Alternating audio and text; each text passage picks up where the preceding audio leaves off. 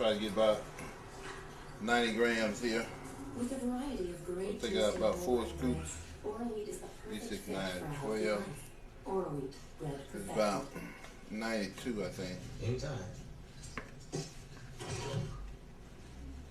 Okay, ease off the push, ease on. Don't say anything.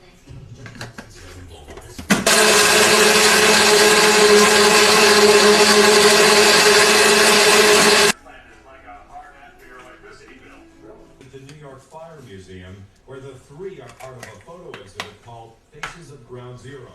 For this family, because Kenny Marino's body was never found, Ground Zero is his grave. Wow. As our children get older, I want they need to also know that this is the place where Daddy is. For New York, Ground Zero is in flux, as President Bush laid a wreath here Sunday. A proposed memorial and 4 new skyscrapers still haven't gotten past the planning stages. It's the unconscionably wrong. It didn't have to be this long, despite the fact that it's not. Michael LaMonaco, a chef who worked in the Twin Towers, says 5 years later, New York has yet to heal. The wound has scarred over, but it's still a wound. Bergstein. Brand Andrew Berkeley. Michael. As the relatives of the victims are reading the names live of those who died here, and that's a ceremony that will continue on until about noon Eastern time today. There will be 4 moments of silence during this morning's ceremony. One already happened at 8:46 Eastern time, and tonight in New York there will be 2 blue beams, a tribute of life that will tower over the city again in remembrance of September 11th. Reporting live in New York, I'm Keith Hoffman. And in observance of the 9/11 attacks, President Bush will address the nation tonight. You can watch his speech here on Fox 4 starting at 8 o'clock. The Fox program Vantage will air in its entirety following the president's address.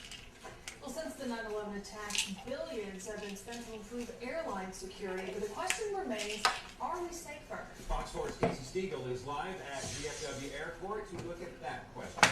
Well, Dan and Megan, certainly a big question that many people want to know as they travel. And when you are talking about air travel pre-9/11 and post-9/11, you're really talking about apples and oranges. Everything is very different. So much has changed in the last 5 years. A lot. Let's talk about the Transportation Security Administration. It was formed. The TSA, as it's known, passenger and baggage screening, is now that federal agent's responsibility.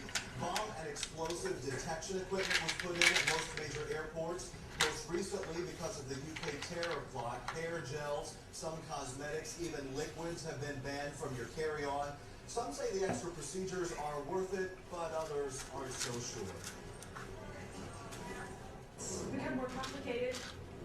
Got to a lot more security, which is, I guess, is a good thing. I mean, it's good to feel safe, but just a lot more time and trouble just to get through security and things like that. I've traveled a lot internationally, and it's been that way for a long time on international flights. But sitting on domestic flights, it makes you feel a lot better.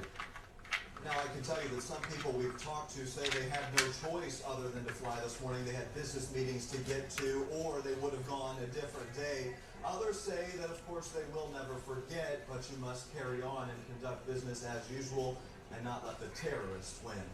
Reporting live at DFW International Airport this morning, Casey Stiegel for Good Day. And retired Army Lieutenant General $5,000 to the widows of martyrs. He harbored Abu Nidal, the most famous of terrorists, in Baghdad as his guest. So to suggest that he had no terrorist ties. That's meal one. Okay.